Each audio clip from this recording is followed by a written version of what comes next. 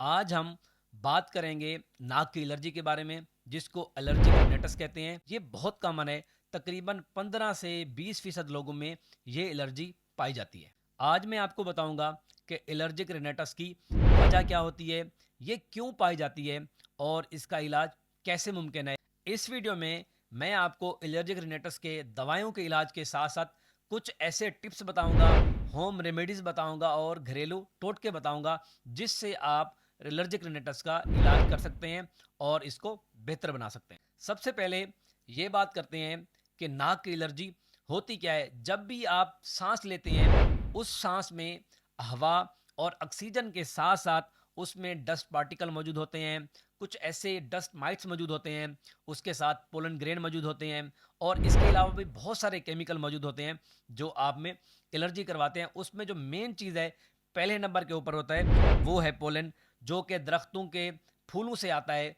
ऐसे सीजन के अंदर जो आपकी एलर्जी है, जो नाक की एलर्जी है, वो बहुत ज़्यादा कॉमन हो जाती है, बहुत ज़्यादा बढ़ जाती है। दूसरे नंबर के ऊपर है डस्ट एलर्जी। डस्ट की वजह से भी ऐसे बहुत सारे लोग हैं जिनको एलर्जी होती है। कुछ लोग ऐसे होते हैं जिनको स्मोक से एलर्जी होती है, स्मोकिंग से एलर्जी होती है, वेप या धुएं से एलर्जी होती है। तो इस सीज़न के अंदर उन लोगों में एलर्जी हो जाती है। कुछ लोगों को जानवरों की वजह से भी एलर्जी होती है और उनका नाक बहना शुरू हो जाता है, उनके जिस्म के ऊपर खारिश होना शुरू हो जाती है। ऐसे लोग जो अपने घरों में जानवर, पालतू जानवर रखते हैं, जिस तरह कुत्ता हो गया, बिल्ली हो गई, कुछ डिफरेंट किस्म के पेट्स हो गए, उनके परों से और उनके बालों से भी लोगों को एलर्जी हो सकती है। और ऐसे लोग जिनमें नाक की एलर्जी मौजूद होती है, उनमें कोई एक स्पेसिफिक काज या वजह नहीं होती। मतलब ऐसा नहीं है कि आपको सिर्फ पोलन से एलर्जी हो या स्मोक से एलर्जी हो या डस्ट से एलर्जी हो, बल्कि बहुत दफ़ा ये देखा गया है कि उनके अंदर मल्टी फैक्टर मौजूद होते हैं। ऐसे लोग जिनमें नाक की एलर्जी होती है, वो ऐसे लोग होते हैं जिनकी कुव्वत मुदाफ़त ओवर सेंसिटिव होती है, गैर ज़रूरी तौर पर फ़ाल हो जाती है, जिसकी वजह से उनमें एलर्जी वाले सिम्टम आना शुरू हो जाते हैं।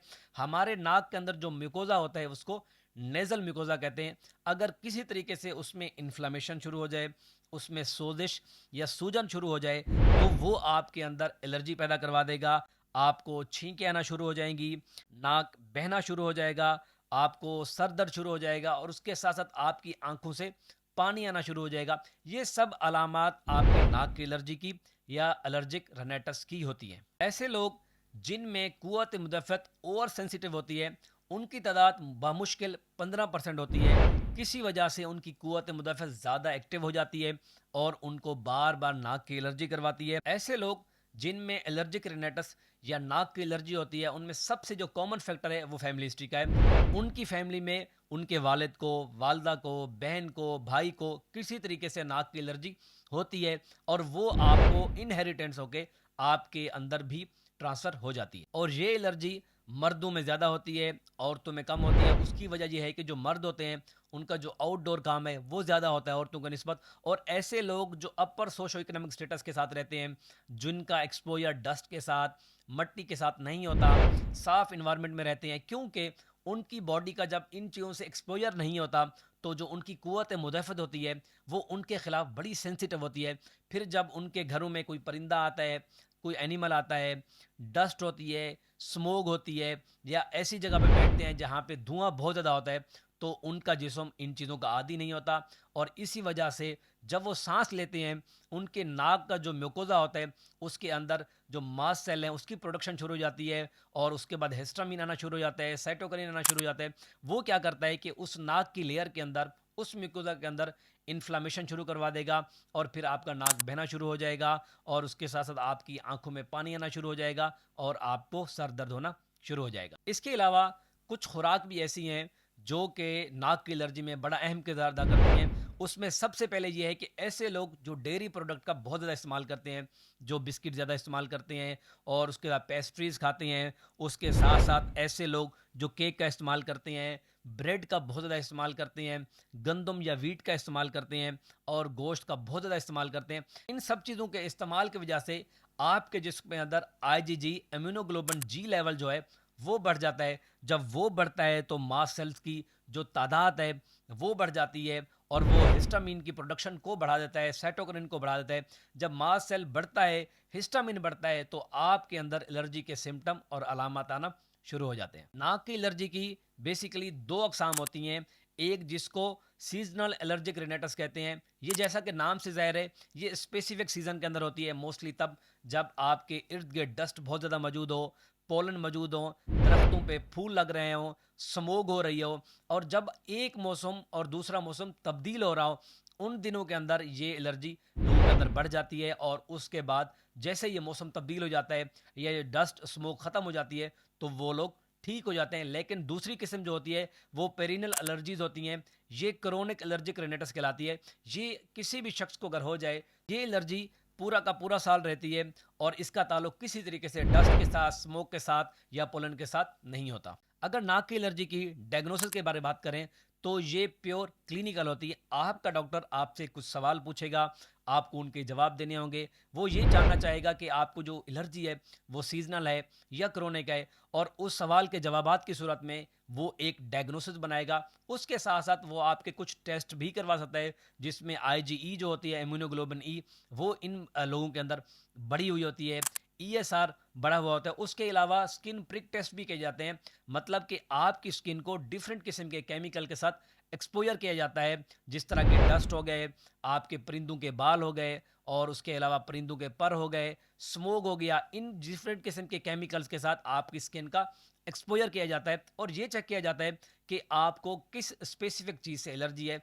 अगर ये डायग्नोस हो जाए कि किसी एक स्पेसिफिक चीज़ से आपको एलर्जी है, तो उससे आपको अवॉइड करने का कहा जाता है और आप बिल्कुल ठीक हो जाते हैं। लेकिन बहुत सारे लोगों के अंदर होता ये है कि ये एलर्जी किसी एक वजह से नहीं हो रही होती, मतलब किसी स्पेसिफिक डस्ट से, स्मोक से या पोलन से नहीं हो रही थी, बल्कि ऐसे लोगों के अंदर ये देखा गया है कि उनको एलर्जी मल्टीपल चीज़ों से होती है।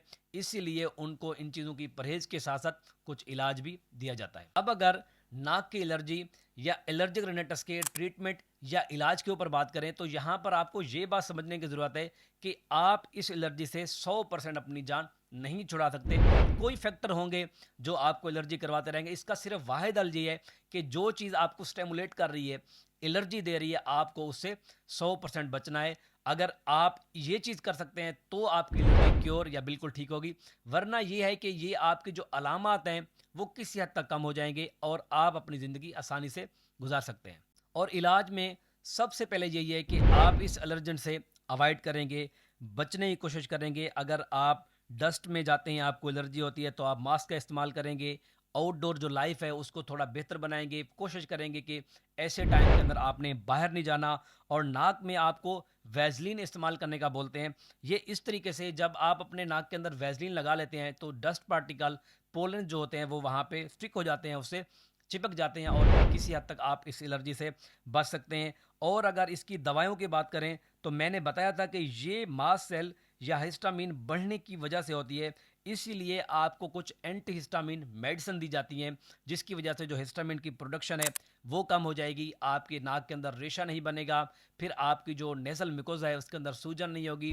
जब उसके अंदर सोजश नहीं होगी तो आपको किसी हद तक एलर्जी से आराम मिलना शुरू हो जाएगा। मार्केट के अंदर एंटी हिस्टामिन स्प्रे बहुत ज़्यादा मौजूद होते हैं और ये मोस्टली सेडेटिव भी होते हैं, लिहाजा ये आपका डॉक्टर ही डिसाइड करेगा कि आपको कौन सा स्प्रे इस्तेमाल करना है और कौन सा आपके लिए बेहतर रहेगा। लेकिन अगर किसी तरीके से एंटी हिस्टामिन आपको बेहतर नहीं कर सकती, तो दूसरे नंबर पे ऊपर ये है कि आपको नेज़ल इरिगेशन के लिए आपको कुछ नेज़ल स्प्रे दिए जाते हैं।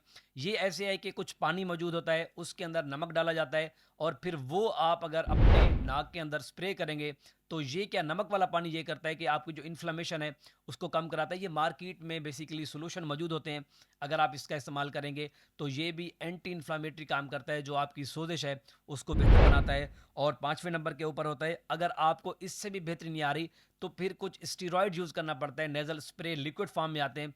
मोस्टली ये होता है कि 80 या 90% जो लोग हैं वो स्टीरॉयड से बेहतर हो जाते हैं, ठीक हो जाते हैं। लेकिन अगर किसी तरीके से आप स्टीरॉयड से भी बेहतर नहीं होते और ठीक नहीं होते, ऐसे पेशेंट जो किसी तरीके से स्टीरॉयड के ऊपर भी रिस्पॉन्स ना कर रहे हैं, तो उनके लिए स्पेशलाइज इम्यून थेरेपी की जाती है।